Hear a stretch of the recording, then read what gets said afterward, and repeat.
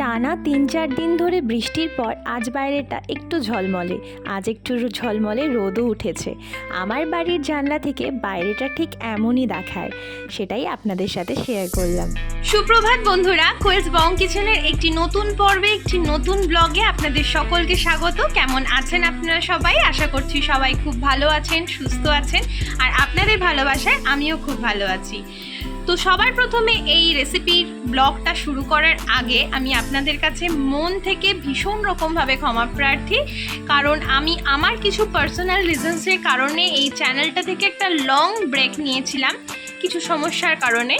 But আজকের পর থেকে আমি চেষ্টা করব সপ্তাহে 2 দিন আপনাদের সামনে নতুন পুরনো বিভিন্ন রকমের রেসিপি তুলে ধরার, যাতে যারা বিগিনার্স আছে তাদের তো সুবিধা হয়ই, সাথে সাথে যারা রান্নাটা ভালোবাসেন, রান্না করতে ভালোবাসেন, রান্না সম্বন্ধে ধারণা আছে তাদেরও অনেক সুবিধা হবে। তো আজকে আমি সেরকমই একটি অতি পরিচিত রেসিপি আপনাদের সামনে তুলে ধরবো, যেটা আমার পার্সোনালি খুবই পছন্দের একটি রেসিপি। সেটা হচ্ছে রেস্টুরেন্ট স্টাইল চানা মশলা বা ছোলা। তো সেটা আমি কিভাবে বাড়িতে থাকা উপকরণ দিয়ে খুব সহজে, সিম্পল অ্যান্ড ইজিভাবে একদম রেস্টুরেন্টের মতো বানিয়ে ফেলি, সেটাই আজকে আপনাদের সামনে শেয়ার করব।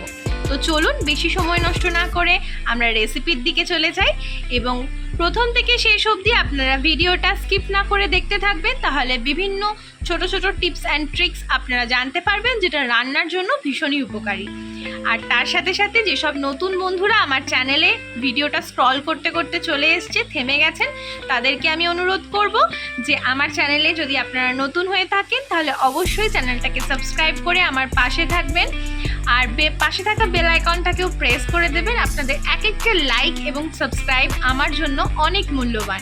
তো চলুন আর সময় নষ্ট না করবো না, সোজাসুজি রেসিপিতে চলে যাই। রেস্টুরেন্ট স্টাইল চানা মশলা বানানোর জন্য এখানে আমি নিয়ে নিয়েছি 250 গ্রাম মতো কাবুলি চানা, যেটাকে আমি হোল নাইট জলে সোক করতে রেখে দিয়েছিলাম। আপনাদের হাতে যদি সময় কম থাকে তাহলে আপনারা 3-4 ঘন্টা একটু উষ্ণ গরম জলে এটাকে ভিজিয়ে রাখবেন, তাহলেও হবে। এরপর ছোলাটাকে আমি একটা প্রেশার কুকারে ট্রান্সফার করে নিচ্ছি, আর ছোলা ভেজানোর জলটাকে ফেলে দিয়ে এর মধ্যে আমি অ্যাড করছি একদম ফ্রেশ জল। ততটাই জল দেবেন যাতে ছোলাটা খুব ভালো মতো ডুবে থাকে। দিয়ে দিলাম 1 টিস্পুন মতো আমি নুন, 2টো তেজপাতা আর একটা দারুচিনি। এরপর দিয়ে দিচ্ছি 1/2 টিস্পুন মতো হলুদ গুঁড়ো। ঝালের জন্য 2টো কাঁচা লঙ্কা, ঝালটা অবশ্যই আপনারা আপনাদের স্বাদ অনুযায়ী দেবেন। আর দিয়ে দিলাম একটা টি ব্যাগ, যাতে কালারটা খুব সুন্দর আসে। এরপর এটাকে কভার করে আমি 5 থেকে 6টা হুইসেলস দিয়ে নেব। 5 থেকে 6টা হুইসেলস দেওয়ার পর দেখুন আমাদের কাবুলি চানাটা খুব ভালো মতো সেদ্ধ হয়ে গেছে। আপনাদের যদি এরপরেও মনে হয় যে না ভালো সেদ্ধ হয়নি, তাহলে আপনারা আরও 2-3টে হুইসেলস দিয়ে দিতে পারেন। এরপর একটা কড়াই বসিয়ে আমি ওতে দিয়ে দিলাম 2 to 3 টেবিল স্পুন মতো সাদা তেল আর 1 টেবিল স্পুন মতো বাটার। বাটারটা ভালো মতো মেল্ট হয়ে এলে এতে আমি দিয়ে দিলাম 1 টিস্পুন মতো গোটা জিরে আর 2টো শুকনো লঙ্কা। এরপর এই ফোড়নটা থেকে খুব সুন্দর মতো ভালো মতো একটু গন্ধ বেরিয়ে এলে এখানে আমি দিয়ে দেবো পেঁয়াজ আর লঙ্কা বাটা, সেটা দিয়েছি আমি 2 টেবিল স্পুন মতো। এবার পেঁয়াজটাকে আমি ভালো করে একটুখানি 5 থেকে 10 মিনিট মতো ফ্রাই করে নেব, যাতে পেঁয়াজের কাঁচা গন্ধটা চলে যায়। হালকা ফ্রাই করে নেওয়ার পর আমি এখানে অ্যাড করে দিলাম আদা রসুনের পেস্টটা। আদা রসুনের পেস্টটাও আমি এখানে দিয়েছি 1.5 টেবিল স্পুন মতো। এবার আদা রসুন আর পেঁয়াজটাকে আমি খুব ভালো মতো 5 থেকে 10 মিনিট মতো ফ্রাই করে নেব। 5 থেকে 10 মিনিট ফ্রাই করে নেওয়ার পর এতে আমরা গুঁড়ো মশলাগুলো অ্যাড করব, যেমন 1 টিস্পুন হলুদ গুঁড়ো, 1 টিস্পুন কাশ্মীরি লঙ্কার গুঁড়ো, এটা অপশনাল কালারের জন্য। দিয়ে দিলাম 1 টিস্পুন ধনের গুঁড়ো, আর দিয়ে দিচ্ছি 1 টিস্পুন আমি চানা মশলা। এটা আমার হোমমেড চানা মশলা, আপনারা রেডিমেড চানা মশলাও অ্যাড করতে পারেন। টেস্টটাকে ব্যালেন্স করার জন্য আমি দিয়ে দিলাম অল্প একটুখানি চিনি, এই 1/2 টিস্পুন মতো, আর দিয়ে দিলাম স্বাদ অনুযায়ী নুন। দেন আমি এটাকে মশলাটাকে খুব ভালো করে কিছুক্ষণ কষিয়ে নিয়েছি 5 থেকে 10 মিনিট মতো। 5 থেকে 10 মিনিট মতো কষানোর পর যখন মশলা থেকে ভালো মতো তেল রিলিজ করবে, দেখুন তেল বেরিয়ে এসেছিলো, তারপরে আমি এতে অ্যাড করে দিয়েছি 50 গ্রাম মতো টক দই। টক দইটা দিয়ে আমি মশলাটাকে আরও 5 মিনিট মতো কষিয়ে নিয়েছি। যখন মশলার কাঁচা গন্ধটা একেবারেই চলে গেছে, তখন আমি এর মধ্যে অ্যাড করে রেখে দিয়েছি ওই আমাদের সেদ্ধ করে রাখা কাবুলি চানাগুলো।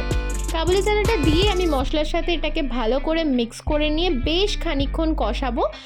আর যদি আপনাদের মনে হয় এই সময় যে মশলাটা আমাদের ড্রাই হয়ে আসছে, তাহলে আপনারা ওই কাবুলি চানা সেদ্ধ করে রাখার ওই জলটা ফেলে দেবেন না, ওই স্টকটা আপনারা এখানে ইউজ করতে পারেন।